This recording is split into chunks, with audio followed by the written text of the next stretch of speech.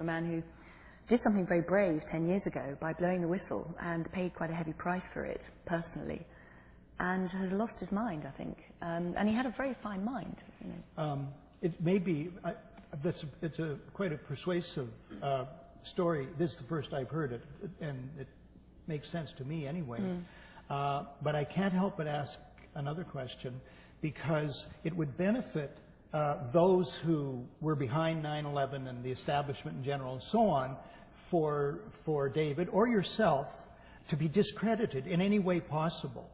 And for a person to announce he's the Messiah, that's a pretty serious discreditation process.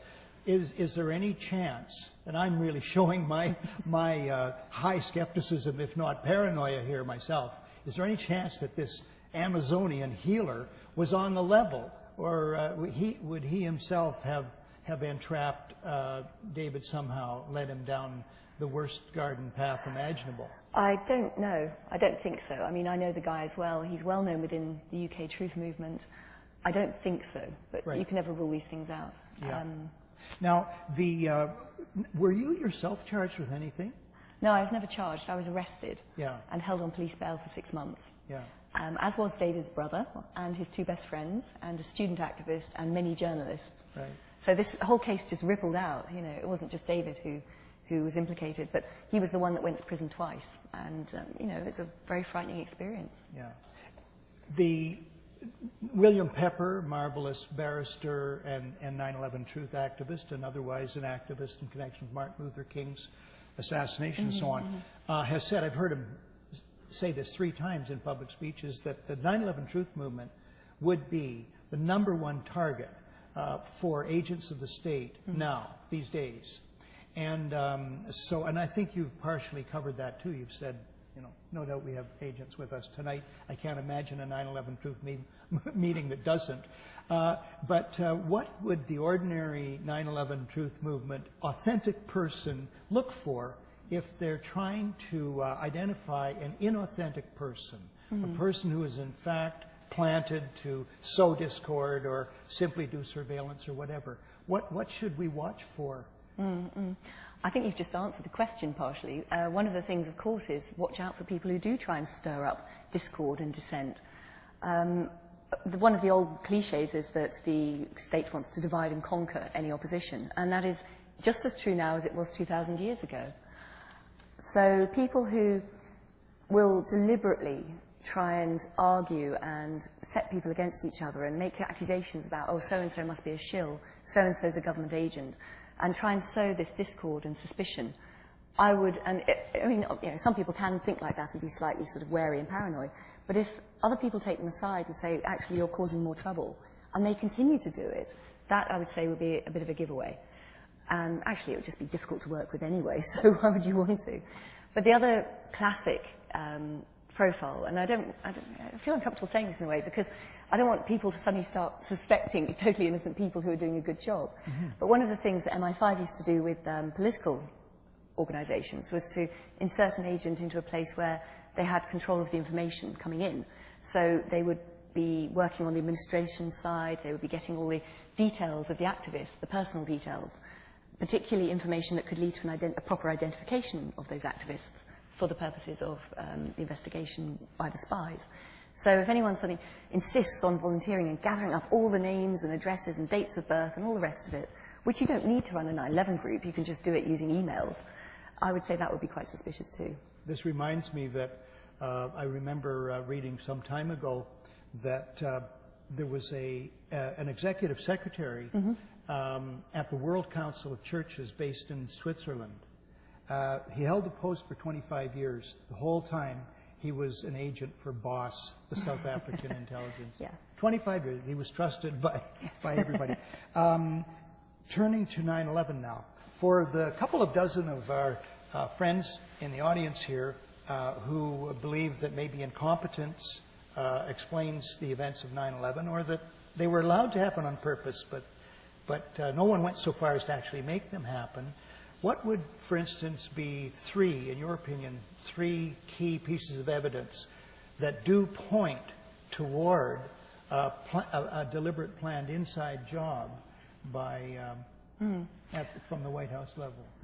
I wouldn't necessarily go as far as that myself even. I would say that there is a mountain of evidence from a wide variety of experts that contradicts the official account, and that's why we need a new and independent inquiry.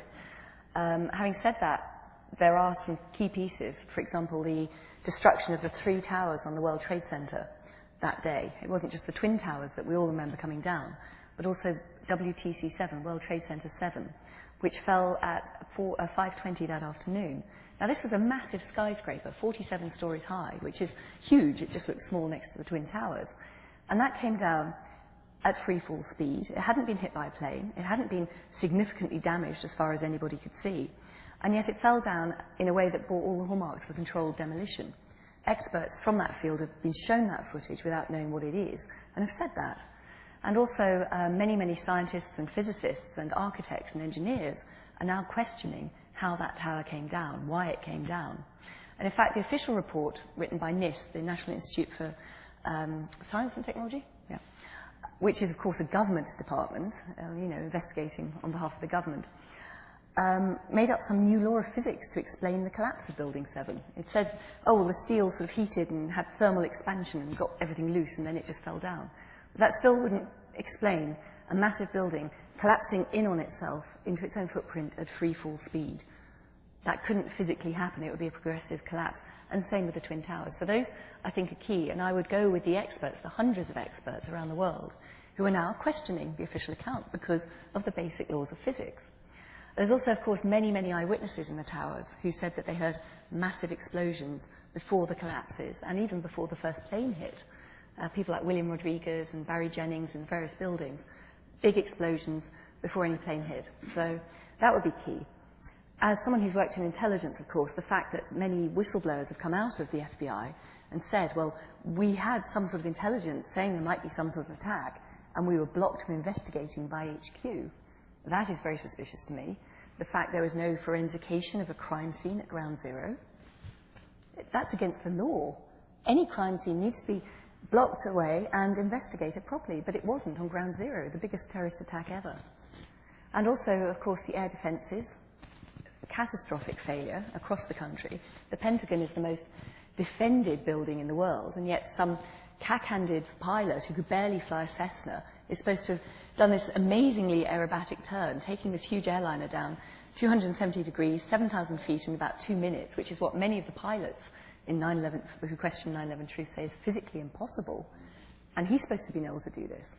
I mean, where do we stop? There's the put options, of course. Someone somewhere made a mint by betting on the stock market that the stock of American and United Airlines would plummet around that time.